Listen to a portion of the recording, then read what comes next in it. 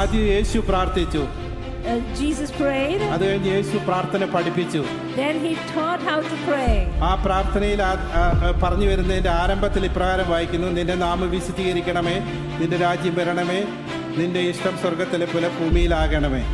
It starts that, Father, hallowed be your name, your kingdom come. ദൈവത്തെ മഹത്വപ്പെടുത്തിയതിനു ശേഷമാണ് പിന്നീടാണ് നമ്മുടെ ആവശ്യങ്ങൾ പറയേണ്ടത്. He first praised the Father.